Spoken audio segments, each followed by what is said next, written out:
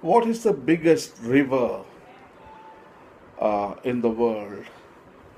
Uh, Many people say Nile, River Amazon, Brahmaputra, Yangtze, Mekong.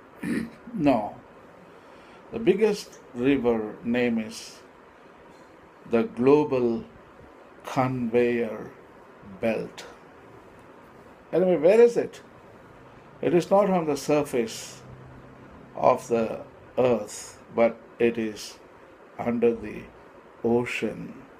It's a huge river, 60 times more volume than all the rivers combined on the surface of the earth. The Global Conveyor Belt.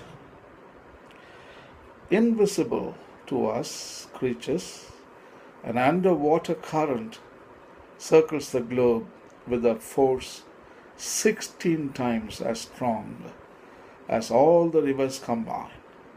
This deep water current is known as the Global Conveyor Belt and is driven by density, or also known as thermohaline circulation, because water density depends on its temperature.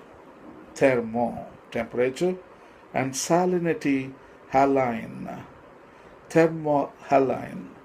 Density refers to an object's mass per unit volume or how compact it is. A heavy, compact bowling ball is obviously going to be denser than an air-filled beach ball. With water, colder and saltier equals denser. At the Earth's poles, when water freezes, the salt doesn't necessarily freeze with it. So, a large volume of dense, cold, salt water is left behind. When this dense water sinks to the ocean floor, more water moves in to replace it, creating a current. The new water also gets cold and sinks, continuing the cycle. Incredibly, this process drives a current of water around the globe. The global conveyor belt begins with the cold water near the North Pole and heads south between South America and Africa towards Antarctica, partly directed by the land masses it encounters. In Antarctica, it gets recharged with more cold water and then splits in two directions. One section heads to the Indian Ocean and the other to the Pacific Ocean. As the two sections near the equator, they warm up and rise to the surface in what you may remember as upwelling. When they can't go any further, the two sections loop back to the South Atlantic Ocean and finally to the North Atlantic Ocean, where the cycle starts again. The global conveyor belt moves much more slowly than surface currents, a few centimeters per second compared to tens or hundreds of centimeters per second.